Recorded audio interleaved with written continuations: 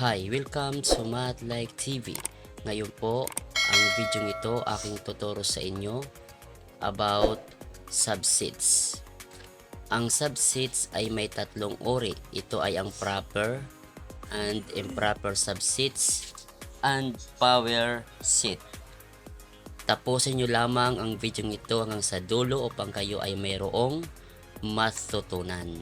Ang video ito ay inyong matutunan kung paano mag-identify ng proper subsets at improper subsets at yung power sets. Okay? So ngayon, alamin natin ano ang ibig sabihin ng set. Okay? Sa mga nakarang video natin, ang set, a collection of things or objects or numbers, etc. Ngayon, ano naman ang ibig sabihin ng subsets? Pag sinabing subsets is a set whose elements are all members of another set. So, ang symbol ng subset ay ganito. Okay? Hindi po yan letter C. Okay? Means is a subset of. Okay? Yan po ang symbol ng subset. Ngayon, pag may makita kang ganito naman na walang guhit sa baba, ito naman ay proper subset. Okay? Now, example. Find the subsets of set A na ang kanyang element ay 1, 2, 3. Find the subsets of set A na mayroong element na 1, 2, 3. To find the subsets of set A, magpapasimula muna tayo sa empty set. Okay? Simulan natin siya sa empty sets. So, ito yung empty set.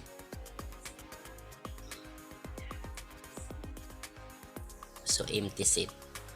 So, or tinatawag itong symbol na null set. Okay? So, mula sa empty set or 0, yan ang ating subset of 0 or empty set.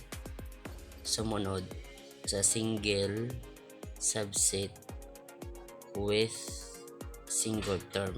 A subset with single term.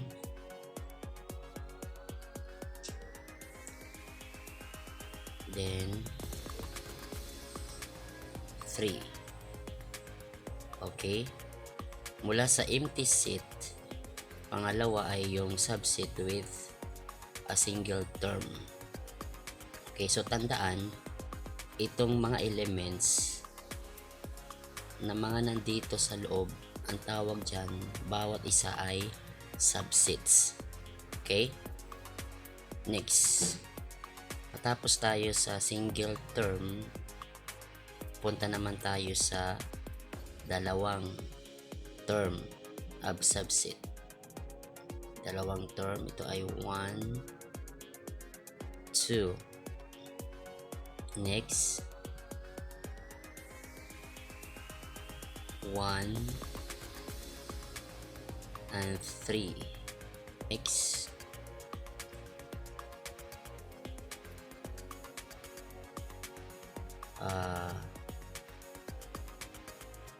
2 and 3.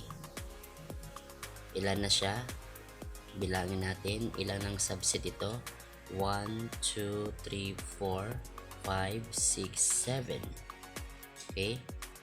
7 subsets na. So, ito ang mula sa empty, single term, at saka yung subset with 2 terms. Sunod ay yung pangatlong term. Subset with 3 terms. 1, 2, and 3. Okay? Okay, so ilang subset na ito? So sa huli ay yung 3 terms. A subset with 3 terms. Okay? So bilangin natin ilang subset nang meron dito. 1, 2, 3, 4, 5, 6, 7, 8. So meron siyang 8 subsets. Okay? So ngayon, pag sinabing proper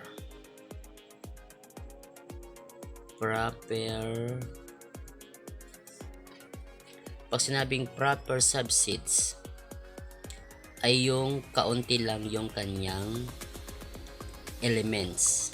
Okay, either mula sa empty set, single term, at saka yung two term.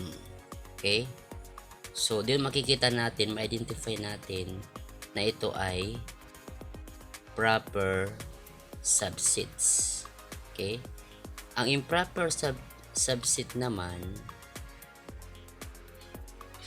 ang improper subsets, pag sinabing improper subsets, ito yung all elements of the given sets. Okay, yan po yung improper subsets. Yung lahat ng elements ng set A ay element din ng set B. Okay, example, ito at saka ito, sample ng improper subsets. Itong 1, 2, 3 at saka itong 1, 2, 3. Okay, so ang tawag dito ay improper subsets. Kumpara sa proper subsets ay kaunti lang yung kanilang elements. Okay, single term at two terms. Okay, so ngayon mayroon formula na para nating makuha kung ilang subsets doon sa binigay na elements.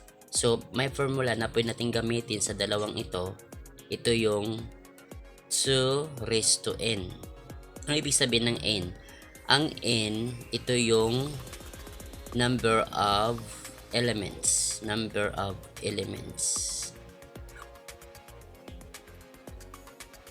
Okay, yan po ay number of elements. Example, ilan yung given dito na elements ay 3, 1, 2, 3. So ilagay natin yung n natin ay 3. Ilagay natin yan, kumbaga substitute lang natin. Then ibig sabihin, i-multiply itong 2 sa tatlong beses. 2 times 2 times 2. Okay, 2 times 2, 4 times 2, that is 8. So itong 8, ito ngayon ang kanyang subsets. Okay, so bilangin natin 1, 2, 3, 4, 5, 6, 7, 8. Okay, tandaan, pag ang pinapahanap, find the subsets of set A, so ang kanyang formula in shortcut, pwede ito gamitin. Dito malalaman mo, matichik mo, 8 subsets ang mayroon sa ganitong given na 3 elements. Okay? So ganun lang po kadali mga Kamatlike TV ang paghanap ng subsets, ng proper subsets and improper subsets. Okay? So I hope na unawaan ninyo ang pagkakaiba ng proper. Dito kaunti lang kanyang element. Ang improper ay yung mula sa original, kaparehas sila. Okay? Parehas. Kumbaga nakuha yung kanyang given set doon sa kanyang subsets. Ngayon, panghuli, punta tayo sa tinatawag na power set. Power set.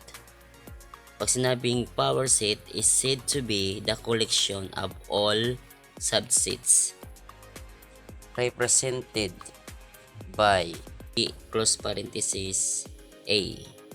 Okay? Example, find the power set of A na ang kanyang elements ay 1, 4.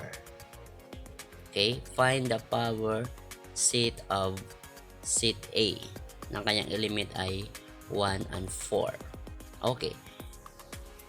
Una, magsisimula tayo sa, dahil nga ang sabi, collection. Okay?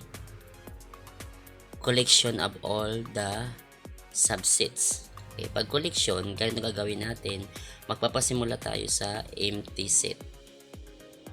Okay, or 0 or empty set or null set. Okay. Next, mula sa single term, subset with the single term.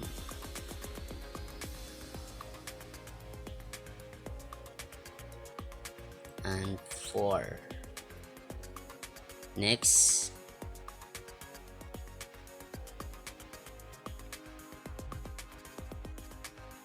by 2 term. Okay. So nakita nyo po, mula sa empty set, okay, tandaan pag ganito, pwede rin ganito siya, equivalent siya ng natawag na null set. Yan ang symbol ng null set. Pwede rin ganito lang, okay, empty, kaya wala siyang sa loob. Pwede rin lagyan niya ganito, okay, null set. So ang collection, dahil ang power set ay collection of all subsets, collection of all the subsets. So ginanyan natin mula sa empty set, pangalawa ay yung subset with single term, at ang pangatlo ay subset with the 2 terms. Okay? Yan. Ngayon kung check natin to sa formula na 2 raised to n, ilan yung single term dito, ilan yung element na given ay 1, 2. So meaning, i-multiply mo sa dalawang beses, 2 times 2 equals 4. Okay? So ibig sabihin may subsets tayo na 4. Bilangin natin 1, 2, 3, 4. Ngayon, bago tayo magtapos, tayo muna ay mag-shoutout. Shoutout kay Jovi Riduma and shoutout kay Angelo Aguilar. Maraming salamat po sa inyong panunood at pagsubaybay sa Math Like TV. God bless po.